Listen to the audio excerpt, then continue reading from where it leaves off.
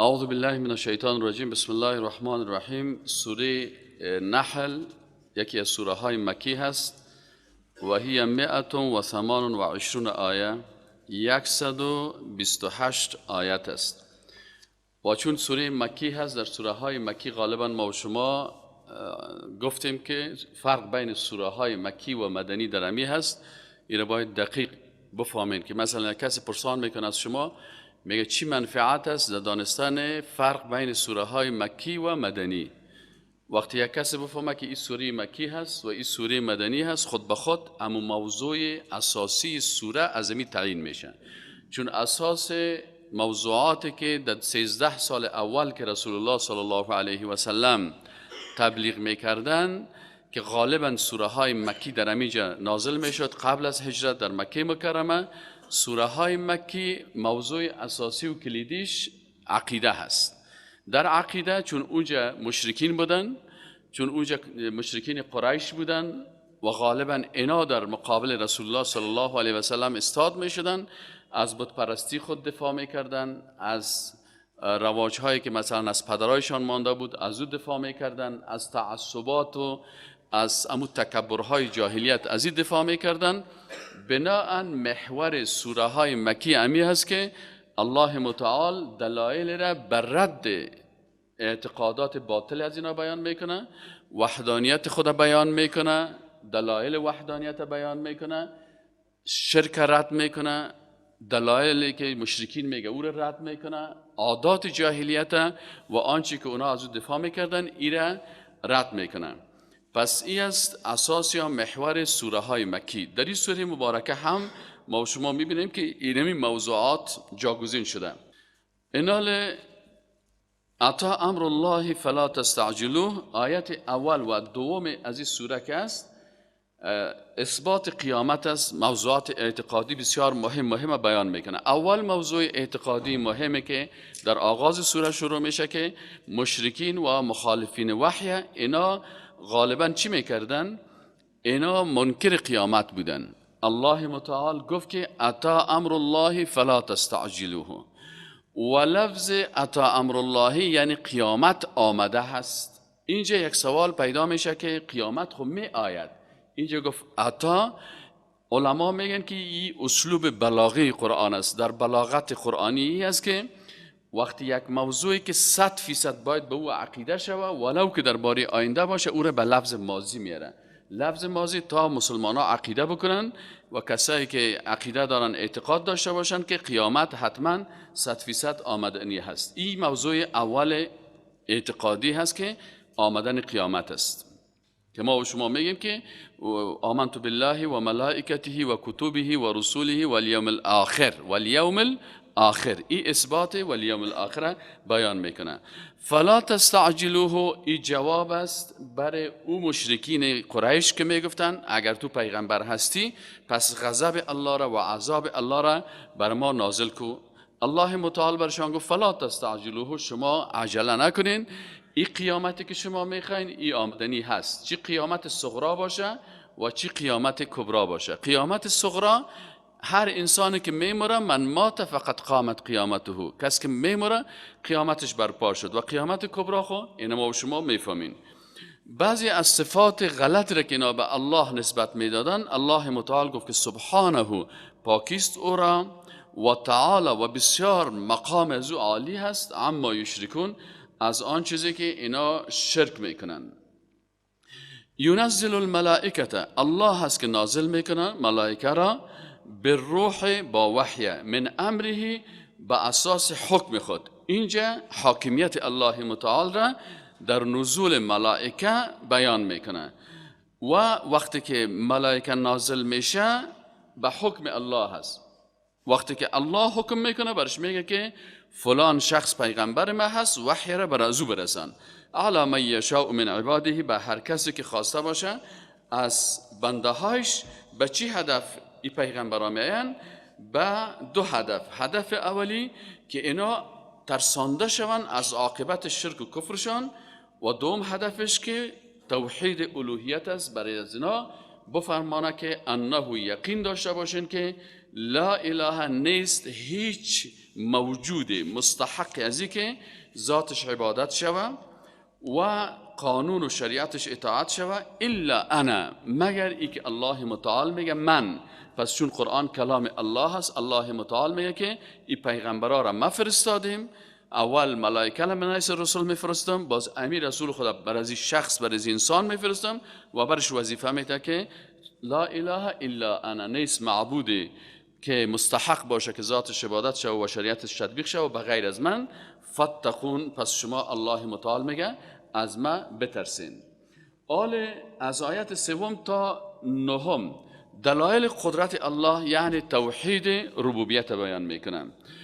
اینجا الله متعال میگه که خلق السماوات والارض بالحق، اینال خالق آسمان ها و زمین کی هست. الله متعال میگه که شما کسانی که خدا بسیار هوشیار میگیرین و فهمیده و دانشمند میگیرین، ببینین الله متعال ربتان است. شما چرا میرین پیش مجسمه ها و بتهای سرتان خم میکنین که اونا هیچ صفت از این صفات ندارن؟ الله متعال میگه خلق السماوات، خلق نموده از آسمان ها را، و الارض و زمین را، بالحق، این خلقت آسمان ها و زمین به خاطر بیان توحید ربوبیت الله هست که هر کسی در آسمان ها و زمین فکر بکنه واقعا خالقی که رب ازوست و خلق کننده ازوست او را میشناسه. تعالی، این خالقی که خلق کننده آسمان ها و زمین است بسیار عالی مرتبه هست، مقامش بسیار عالی هست. اما یشرکون، از آنچه که اینا او را با او شریک میسازند. خلق الانسان من نطفه، الله متعال خالق است که خلق کرده انسان را از یک نطفه. این نطفه که در بین از کروموزوم های جنسی XX و XY می باشه. پس الله متعال این دیگه قدرت خدا بیان میکنه. او خلقت آسمان ها و زمین، قدرتش در کائنات، آل خلقتش در خلقت انسان هاست که شما انسان ها را این خالق از چی خلق کرده؟ با اینمی قدرت خود شما را از اینمی نطفه خلق کرده. فاذا، باز امی انسان، هو خصیم مبین، باز ناگهان هو امی انسان خصیم، بسیار خصومت کننده، جدل کننده، مناقشه کننده می باشه، مبین، آشکارا. یعنی ای با دلایلی که پیش ازی هست، با وجود ازی هم ای از این دلایل انکار میکنه و به گناه و معصیت میره.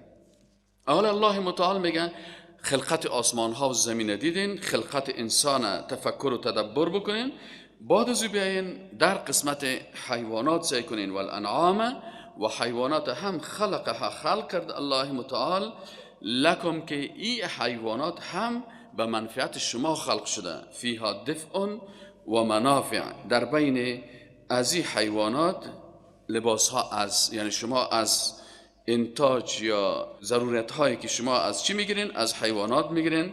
دو وسایل برای گرمی خود، مثلا پوستین میسازین، لباس های بسیار گرم و پشمی و زیبایی که از این حیوانات است، از این شما میسازین و میپوشین برای گرمی خود. و منافع، و دیگه فایده های بسیار زیاد دیگه از این حیوانات شما میگیرین. فواید اقتصادی، ثروت حیوانی یکی از ثروت های بزرگ اقتصادی در جامعه می باشه. خب و دیگه منافع هست که چی میکنین؟ و منافع و منها تأکلون، این منافع چی هست که از جمله از این منفعت ها در پالوی ازی که شما از چی استفاده میکنین؟ از اقتصاد، مثلا در لباس و ایگپا به حساب ثروت حیوانی در خوراک ها و ایگپا هم استفاده میکنین، از این گوشت از این حیوانات و از شیر از این حیوانات و از لبنیاتی که از این حیوانات استفاده میشه شما میخورین. ولکم فیها جمال، در پالوی ازی که شما سومین منفعت حیواناتی است که در این زیبایی هست. وقتی شما در یک منطقه که حیوانات باشه، واقعا در یک صحرا وقت انسان میره و اونجا رمه های زیبای حیوانات می باشه، بسیار خوش انسان میآید. از این خاطر بسیاری کسا رو شما سل کنین که حتی وقتی که در شهرها زندگی میکنن بازم یک باغ وحش جور میکنن و از رفتن در این باغ ها و در این جایها بسیار لذت میبرن. از این خاطر زندگی در جاهایی که اونجا حیوانات هست و باغها هست یک زیبایی و یک لذت خاص خود داره.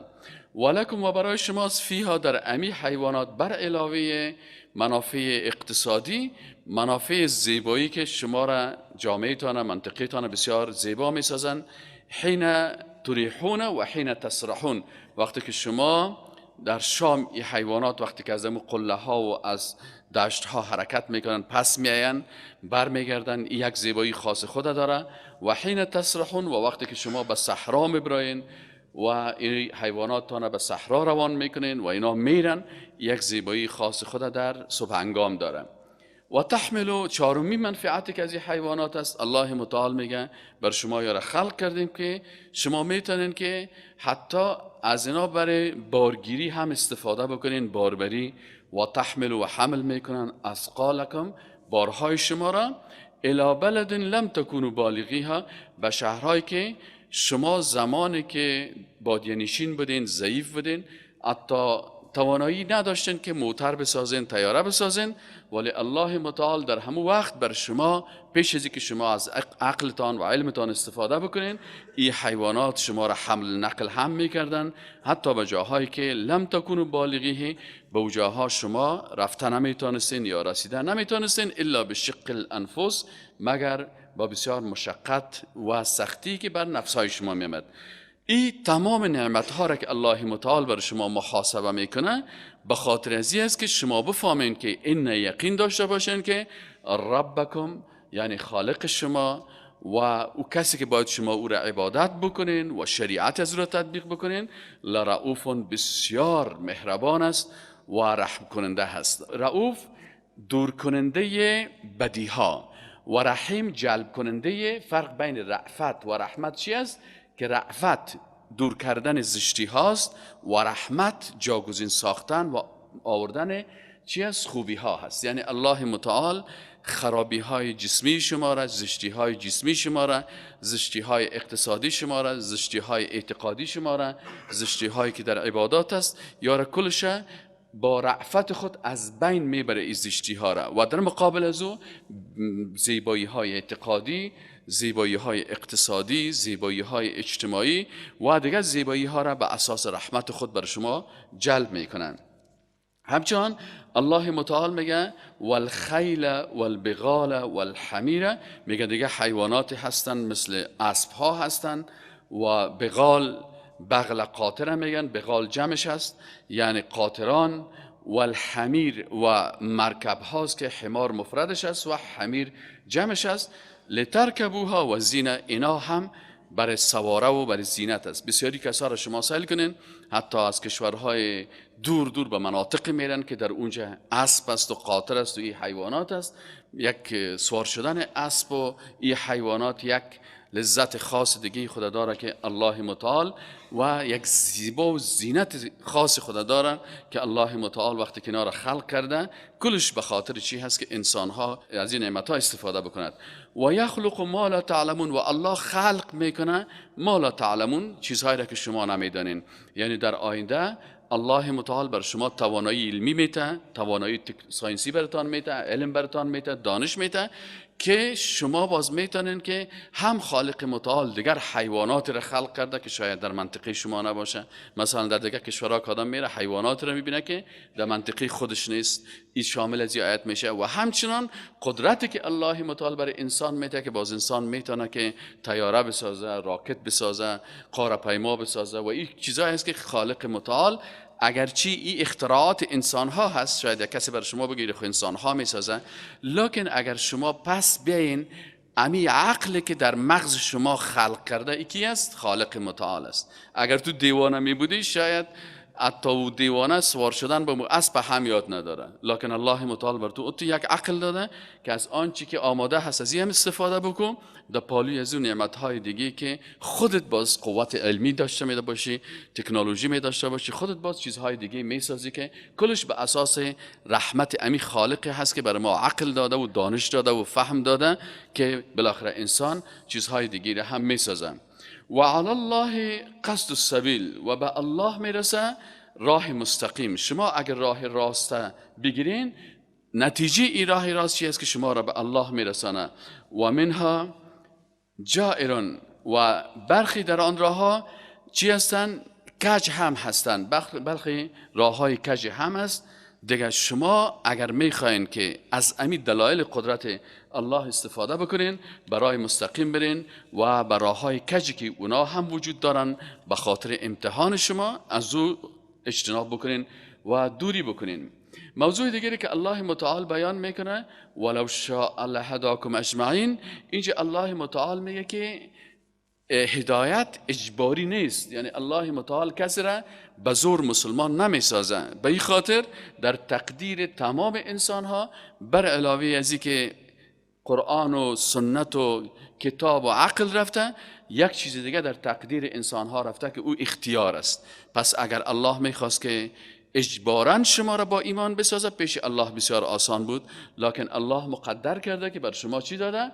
وقت و فرصت و اختیار داده که الله شما را مجبور نمیسازه، صرف راه را بر شما نشان میده. انا هدیناه السبیل اما شاکرا و اما کفورا ولو شاء لهداکم اجمعین. الله متعال میگه اگر میخواست لهداکم، حتما هدایت میکرد اجمعین، تمام شما را، لکن الله متعال به خاطر ازی که شما را من حیث یک مخلوق با کرامت خلق کرده، بر شما اختیار داده که خودتان کدام را اختیار میکنین و به این خاطر بر شما دلایل پیش میکنن.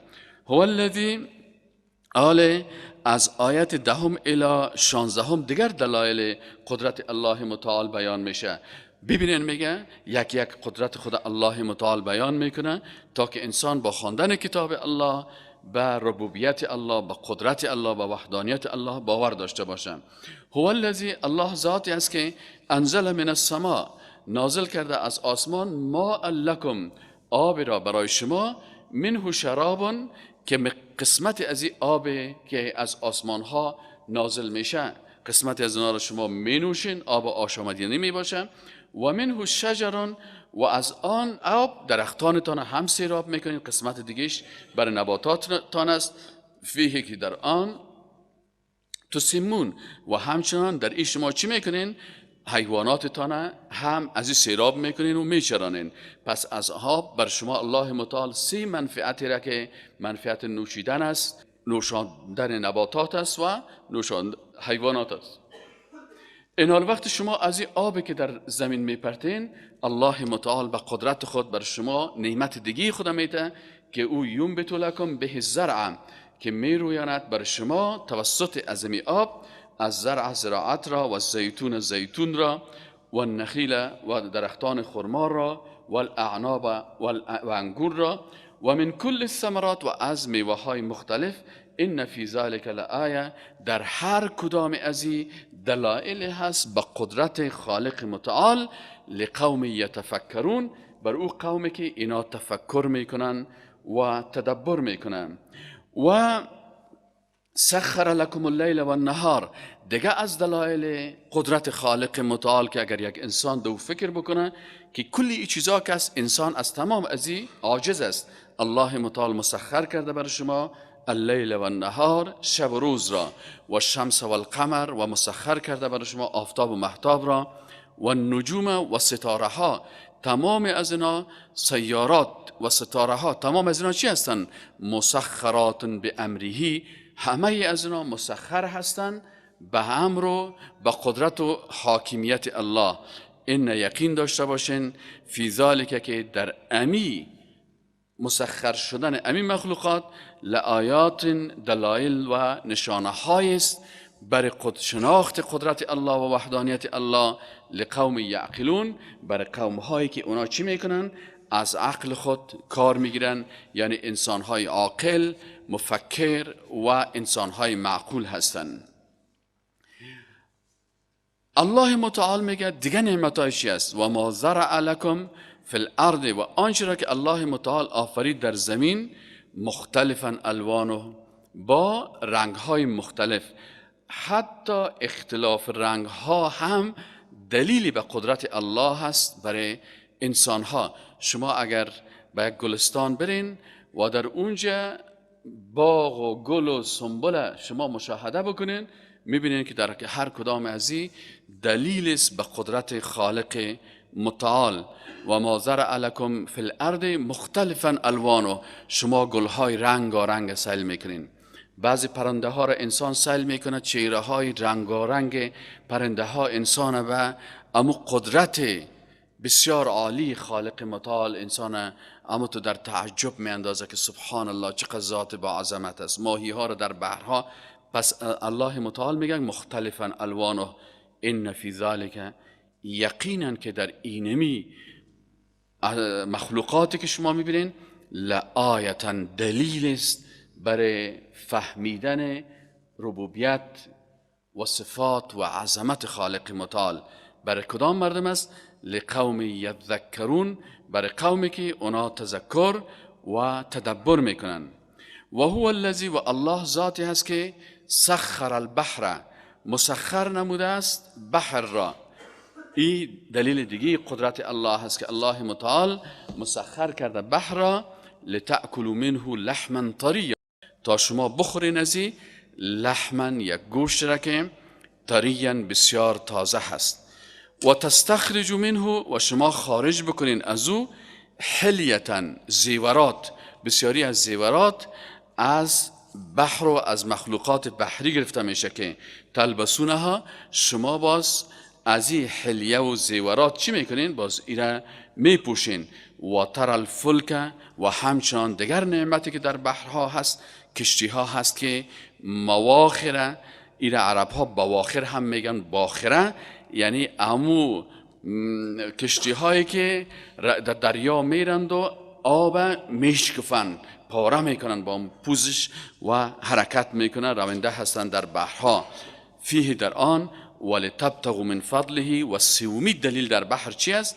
سه چیز در بحر، یکی زیورات است از او خارج میکنین، دوم شما کشتی ها را در او در جریان میپرتین، و سوم از نعمت های خوراکی یا غذایی که در بحر است از این هم شما استفاده میکنین.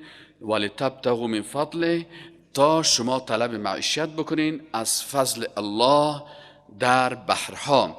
ولعلکم تشکرون، شاید که شما شکر بکنین. بعضی کشورها را میگه کشورهای بسته یا قفل هستن، مثل افغانستان بحر ما و شما نداریم، اما بسیاری کشورهای دیگه که بحر دارن بسیار منافع زیادی بر از اونها هست، تجارت، مثلا اقتصاد، مثلا غذاهای، مثلا ثروتی که از حیوانات بحری گرفته میشه. این کلش نعمتهای الله هست که الله متعال بر ما و شما داده. شاید یک کسی پرسان کنه والا خیلی ما که در افغانستان هستیم، ما از بحرها چی هستیم، بر ما این نعمت داده نشده؟ نه خیر، اگر شما امو خلافت عمری را حفظ میکردین که عمر رضی الله عنه خلیفه مسلمان ها بود، باز آنجا که دین ماست آنجا وطن ماست. باز بحر سرخ هم از ما و شما بود، بحر مدیترانه هم از ما و شما بود، بحر هند هم از ما و شما بود. ای که خود ما آمدیم خود قوم پرست ساختیم و یک خط را که یک انگلیس برای ما ترسیم کرده به نام خط دیورند. باز ما و شما تمام روز جنجال ما سر چی است؟ سر خط چی است؟ سر خط دیورند است. دیورند نام کی است؟ نام یک انگلیس است. یعنی ما دیگه میگیم این فلانی نفر قهرمان دیورند است، یعنی قهرمان انگلیس است. همین خط انگلیس زیاد خوش داره. چرا خط رسول الله صلی الله علیه و سلم خوش نداری که رسول الله صلی الله علیه و سلم برای مسلمان ها نقشه سیاسی را ترسیم کرده بود که در جهان فقط دو خانه هست. یکی خانه اسلام است که دار اسلام، که هر جایی که مسلمان اسلام است اونجا وطن مسلمان هاست. مکه وطن ما و توست، مدینه وطن ما و توست، متوجه هستی؟ فلسطین وطن ما و توست، سوریه و عراق وطن ما و توست، پاکستان و هندوستان کلش وطن ما و شما بود. این خاک هایی بود که کافرها گرفتن چی کردن؟ این تقسیم بندی کردن. تاجیکستان، ازبکستان، کلش این سرزمین اسلام بود. سرزمین اسلام قومی تکت تکت کردن. آله باز اینجا نامای انگلیس هاست، سایس بیکو. دمو چیز هم که بریم طرف های سوریه و اینجا هم که بری باز میگه این پیما سایس است و بیکوست. من گفتم سایس بیکوست چی معنی؟ باز گفت سایسش یک انگلیس فرانسوی است، یکیش چی نام داره؟ ساینس نام داره، دیگهش بیکو نام داره. اینه تعهد سایس بیکو. وا سر سایس بیکو جنگ دارن و ما و شما سر چی؟ سر دیورند. کلش نامای انگلیس کافرا هست. اما اگر میخوایم از این مشکلات خلاص شویم، امیز که سایس هم الا بتیم، بیکور هم الا بتیم و دیورند هم الا بتیم، بگوییم که باید سرزمین مسلمان ها چی باشه؟ یک سرزمین واحد باشن، متحد باشن، که یک مسلمان از این حرکت بکنه تا مدینه منوره نه به پاسپورت نیاز داشته باشه و نه به ویزا. پاسپورت ویزه مکه مکرمه چی باشه؟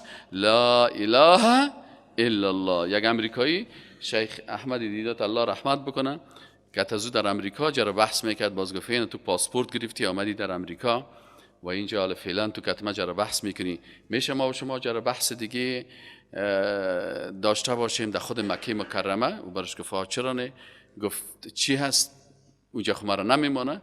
گفت نه، مکه امریکا آمدم، رفتم در سفارت امریکا، پاسپورت گرفتم، ویزا گرفتم، پاسپورت ویزا شما دادین و گفتین تو آمده میتونی.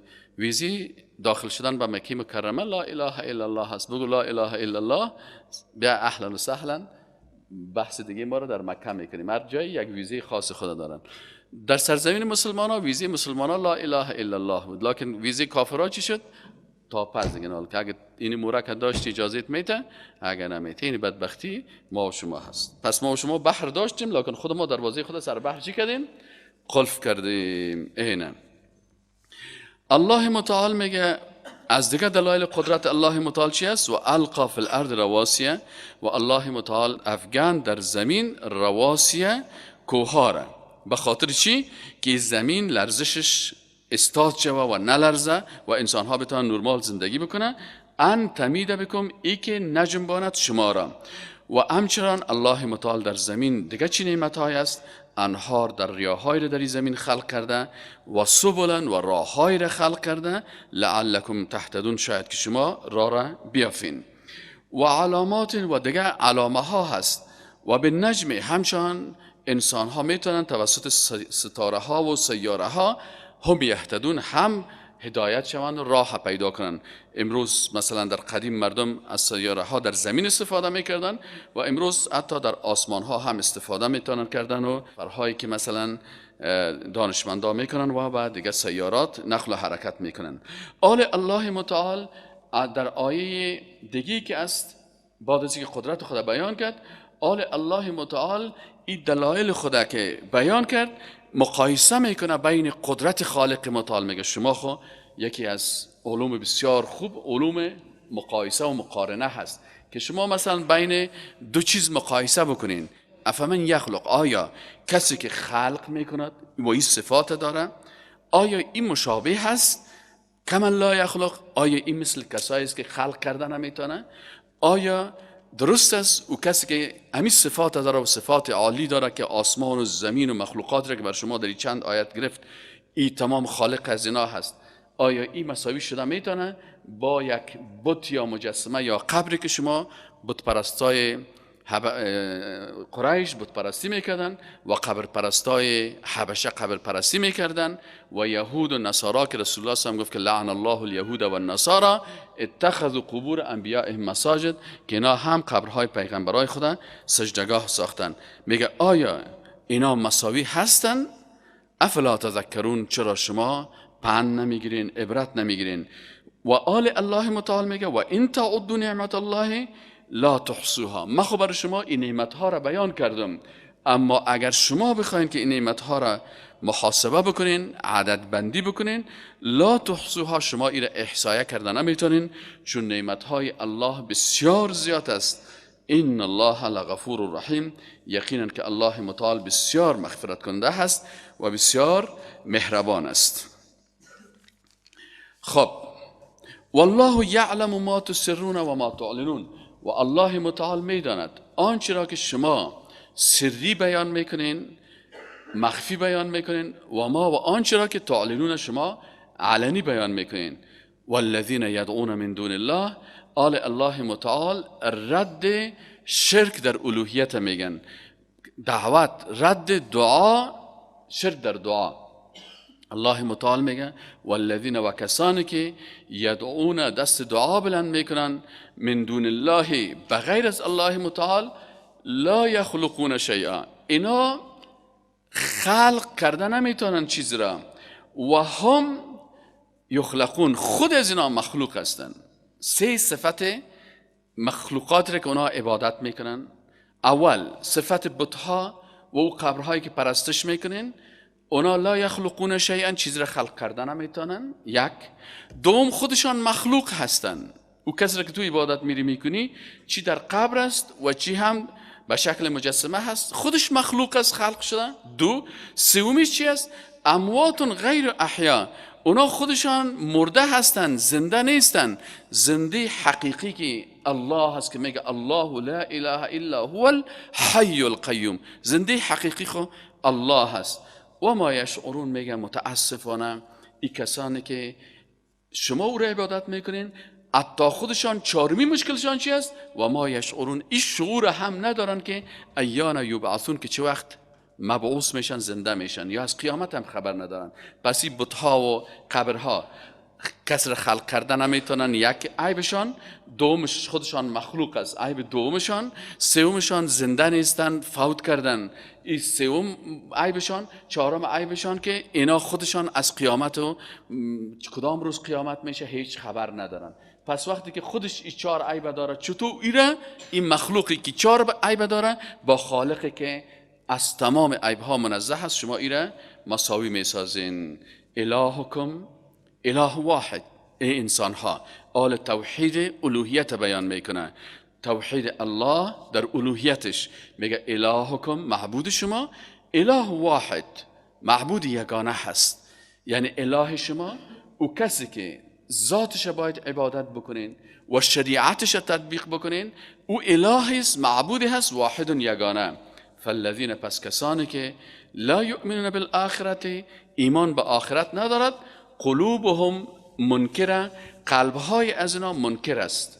قلبهای از اینا چی هستن؟ حق درک کردن نمیتونن، بسیار دور هستن و بسیار بیخبر هستن. و هم مستکبرون، و دیگه عیبشان چی است؟ اینا چرا قلبهایشان حق درک نمیکنه؟ میگه در حالی که اینا تکبر میکنه. یکی از دلایلی که انسان از حق دور میسازه چی است؟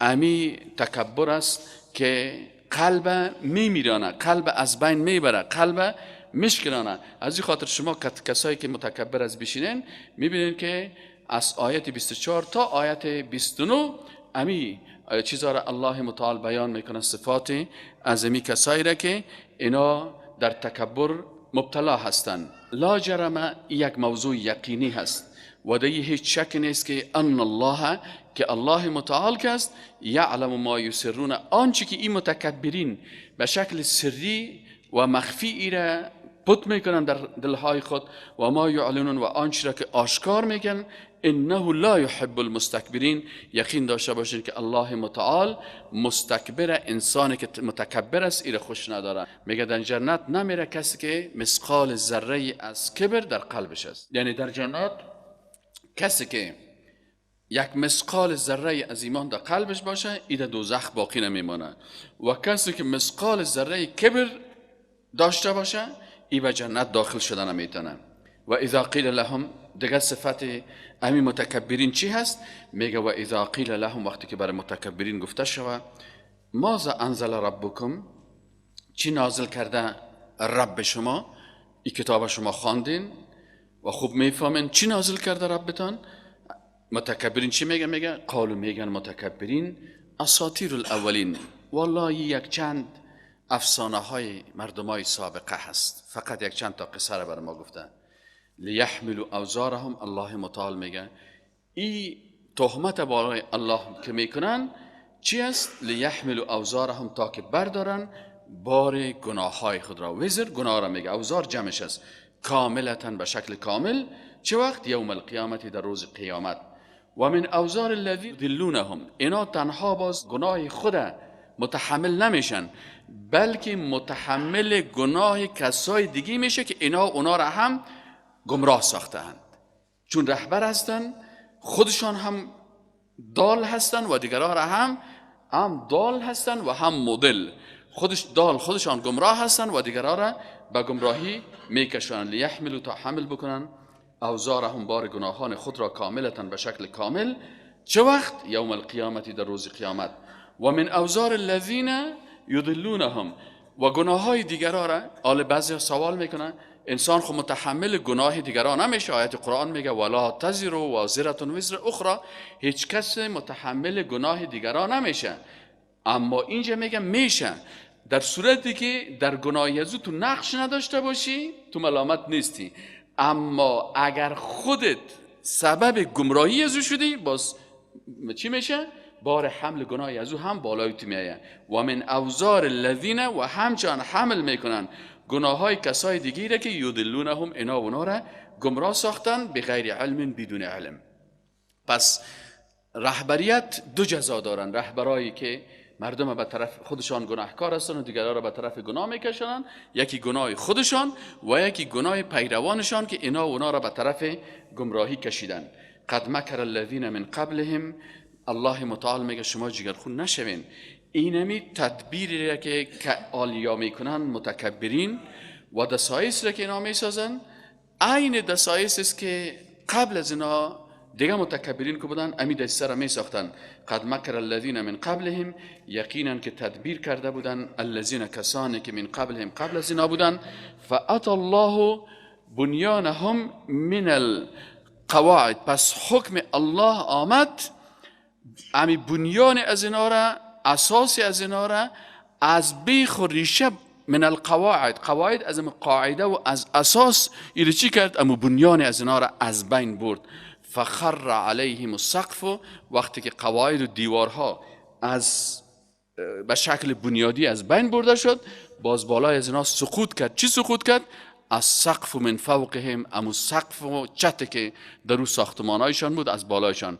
و آتاهم العذاب، و آمد بر از اینا عذاب من حیث لا یشعرون، از جایی که اینا هیچ احساس یا چی نمیکردن، هیچ نمیفهمیدن. ثم سپس یوم القیامت، در روز قیامت، یخزیهم، الله متعال میگه سوال میشه آیا امی عذاب دنیوی که بالای از اینا آمد و سقف ها بالای از اینا نشست، زلزله هایی شد که خطرناک که ذلیل شدن، آیا امی عذاب فقط در دنیا هست؟ میگه ثم یوم القیامت، نخیر، این عذاب دنیایشان تنها نیست بلکه در روز قیامت یخزیهم، الله متعال اینا را رسوا میکنه، این متکبرینه که دیگران را هم گمراه میکنه.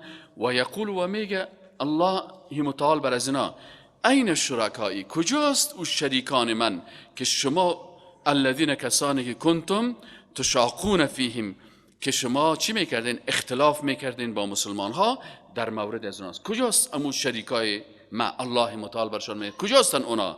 قال الذين اوتوا العلم، باز در اینجا کسانی که الله بر از اونا علم وحدانیت، علم توحید، علم یکتا پرستی برشون الله داده بود، اینا هم صدا میکنه میگه ان الخزي اليوم، امروز ذلت که است، و سوء و زشتی که است، علی الکافرین، بر کافران هست. کدام کافران؟ الذين تتوفاهم الملائکه، او کافرانی که اونا را ملائکه قبض روح میکنن به قدرت الله، به امر الله، ظالمی انفسهم، در حالی که اینا بر نفسهای خود ظلم میکردن. فالقوا السلم، باز در این لحظه باز امین مردمای متکبر پیشنهاد صلح میکنن. کافرها و امین بیدینا باز روز قیامت باز میگه آل دیگه ما میخوایم که یک صلح پیش بکنیم که ما کنا نعمل من سو، که ما نمیکردیم هیچ بدی، ما نمیفهمیدیم، ما جاهل بودیم یا بدی رو نمیکردیم به قصد. بلا، الله متعال میگه که بله میکردین. ان الله، یقین داشته باشین که الله علیم بما کنتم تعملون، بسیار عالم است با آن چیزی که شما عمل میکردین.